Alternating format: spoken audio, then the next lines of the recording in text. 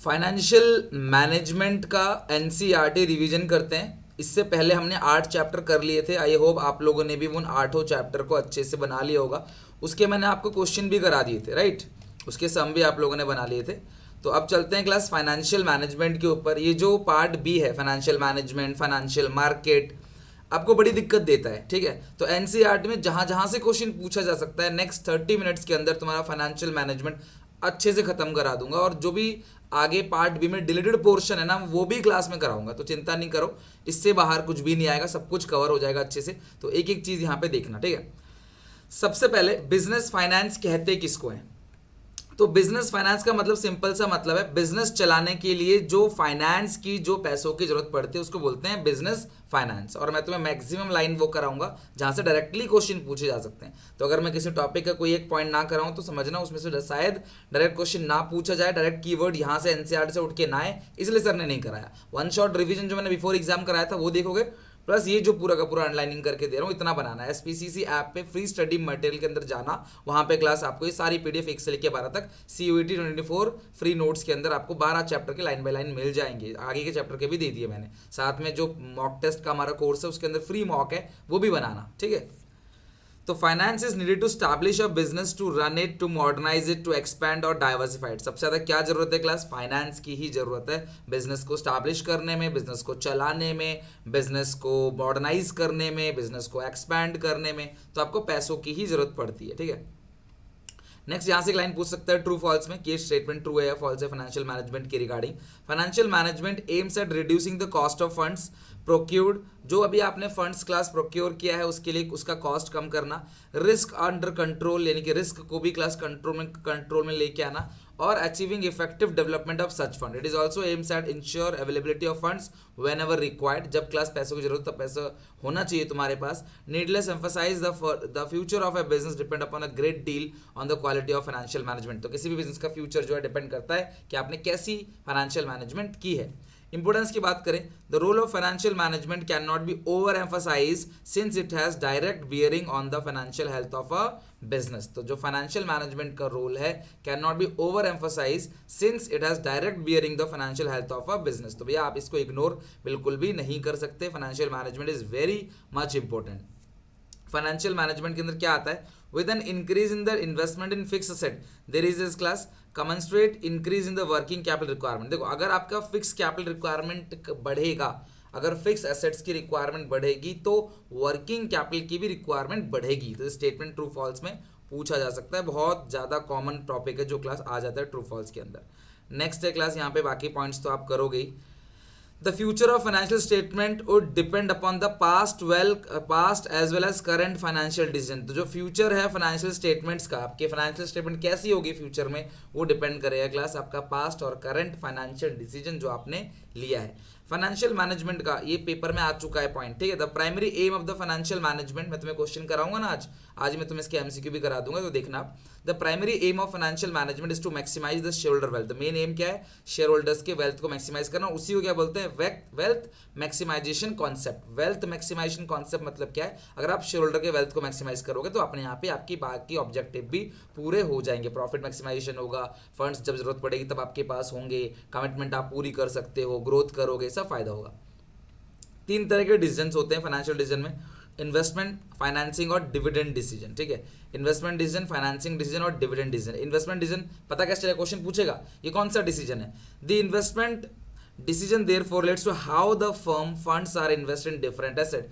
Firm अपने funds को different assets में कैसे इन्वेस्ट करती है उसको बोलते हैं investment decision. Investment decision can be long term और short term. Investment decision long term भी हो सकता है, और ध्यान सुनना, जो इन्वेस्टमेंट डिसीजन है ये बताता है कि फंड्स कहाँ पे इन्वेस्ट करोगे डिफरेंट एसेट्स के अंदर। इन्वेस्टमेंट डिसीजन लॉन्ग टर्म भी हो सकते हैं और शॉर्ट टर्म भी हो सकते हैं। लॉन्ग टर्म इन्वेस्टमेंट डिसीजन को कैपिटल बस्टिंग डिसीजन भी कहते हैं।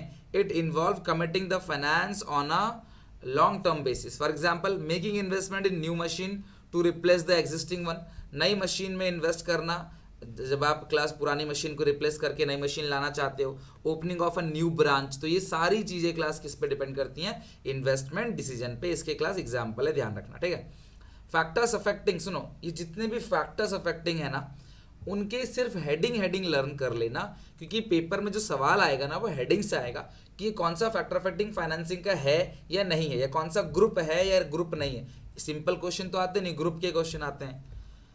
तो factor affecting capital budgeting decision सबसे पहले cash flow of the project है, और दूसरा है क्लास, अच्छा ये भी कुछ लिखा हुआ है, the number of project are often available to business to invest in, but each project has evaluated carefully and depending upon the return particular project is either selected और रिजेक्टेड।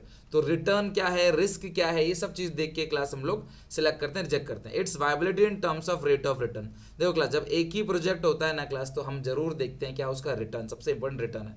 बाकी जो कैपिटल बस्टिंग डिसीजन उसके अंदर जो points हैं वो है cash flow position, rate of return, investment criteria और रिस्क इन्वॉल्व। ठीक है, इन्वेस्टमेंट क्राइटेरिया और रिस्क इन्वॉल्व।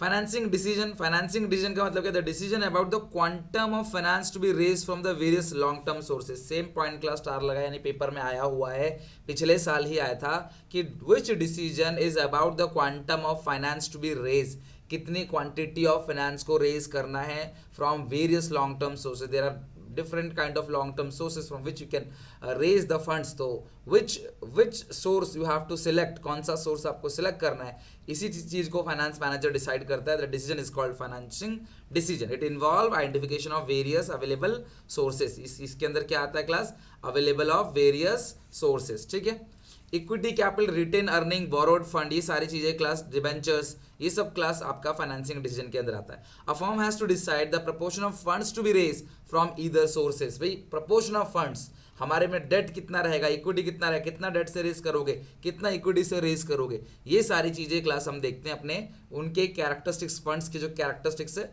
उनको देखते हुए।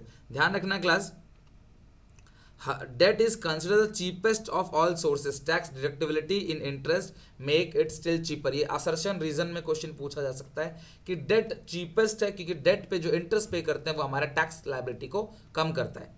Financing decision in thus concern with the decision about how much to raise from which sources. तो यही मैंने पहले बता दिया कि सोर्सेज से कितना रेज करना है। The decision determine overall cost of capital and the financial risk of enterprise. Cost of capital और फाइनेंशियल रिस्क को भी ये क्या करता है, मेजर करता है। फैक्टर अफेक्टिंग फाइनेंसिंग डिसीजन, पहला है कॉस्ट, फिर है रिस्क, तीसरा है क्लास फ्लोटेशन कॉस्ट, चौथा है कैश फ्लो पोजीशन। ये सब ध्यान रखना है आपको कि ये सारे हेडिंग्स फाइनेंसिंग डिसीजन का है। इस बीच में एक इन्वेस्टमेंट क्राइटेरिया डाल देगा, बोलेगा कौन सा फाइनेंसिंग डिसीजन का कंपोनेंट नहीं है या फैक्टर अफेक्टिंग नहीं है, तो इन्वेस्टमेंट क्राइटेरिया पे आपको टिक करना है क्योंकि वो investment decision capital budgeting decision का है, right.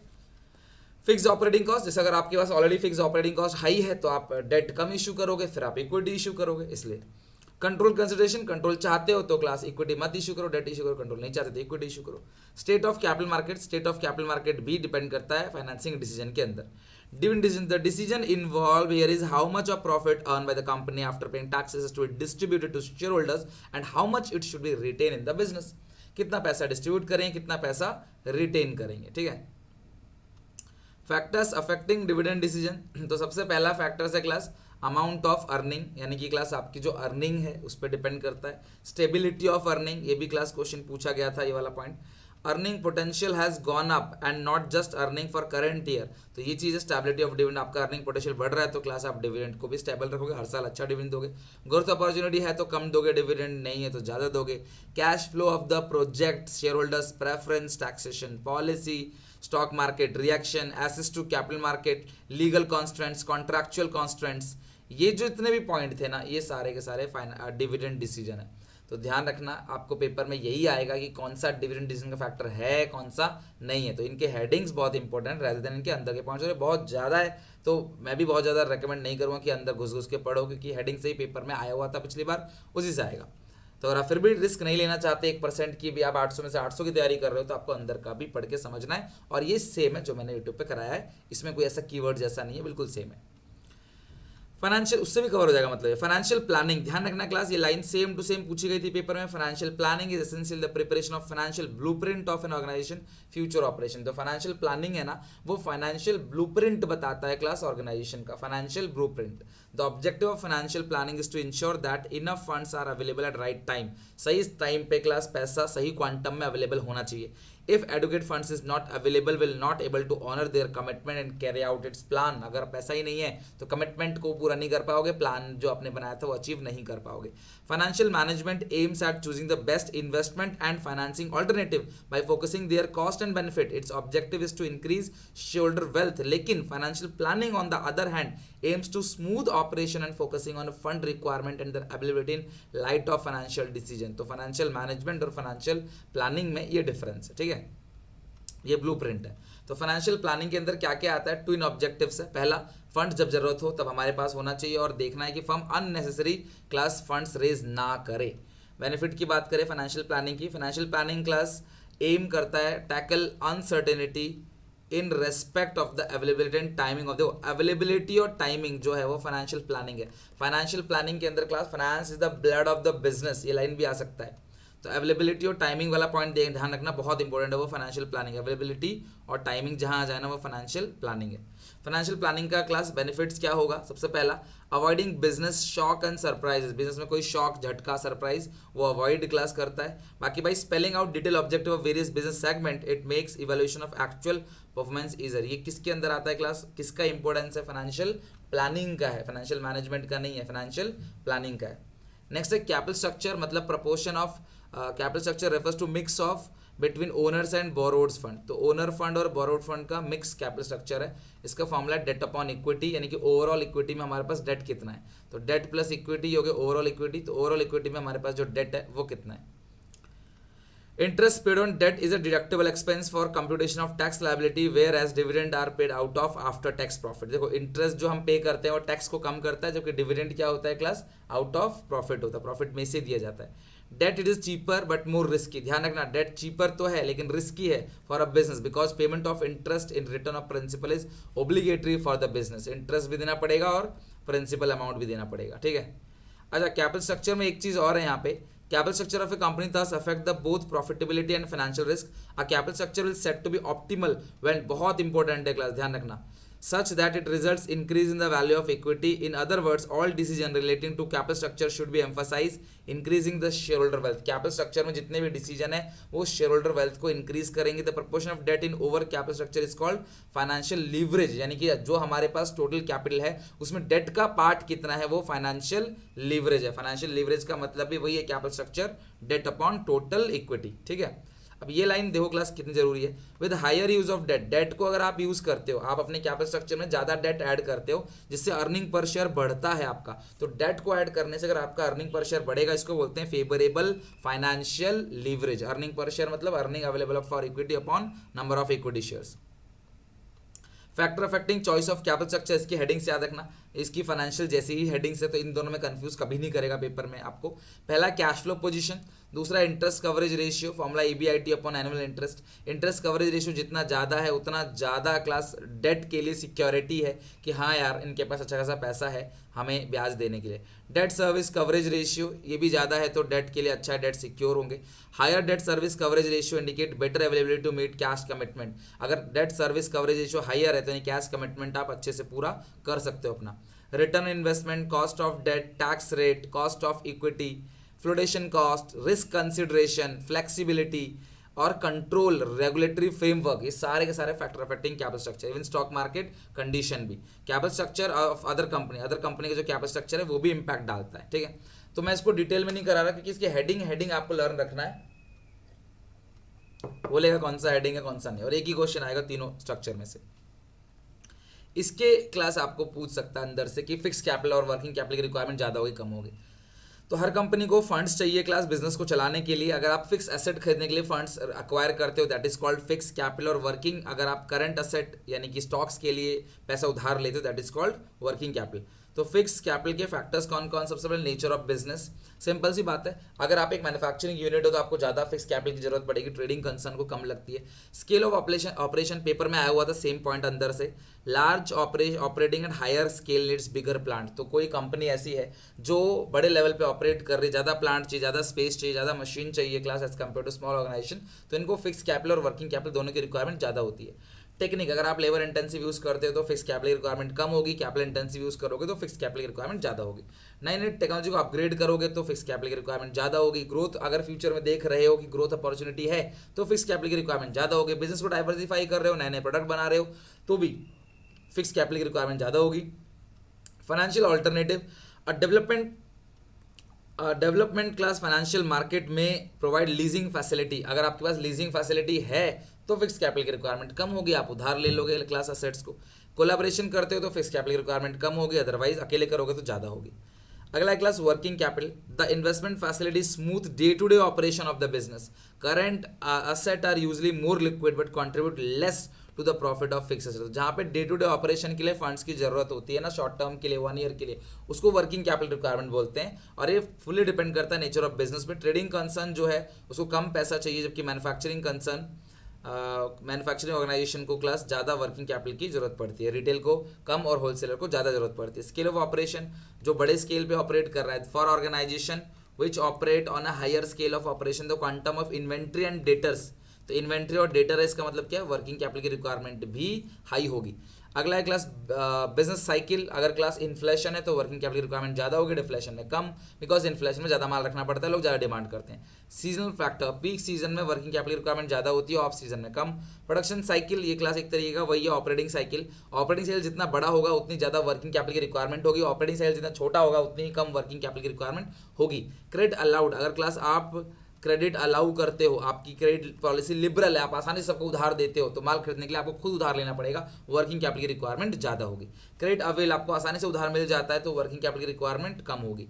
Operational efficiency, firm manage their operation with varied degree of efficiency, for example firm managing raw material effectively will able to manage with smaller balance, अगर आप अपने अच्छे से efficient हो, आप wastage कम करते हो तो वर्किंग कैपिटल रिक्वायरमेंट कम होगी। आपको रॉ मटेरियल इजीली अवेलेबल हो जाता है तो आप उधार नहीं लोगे, आप जब जरूरत पड़ेगी तभी रॉ मटेरियल खरीद के लेके आओगे, वर्किंग कैपिटल की रिक्वायरमेंट कम होगी।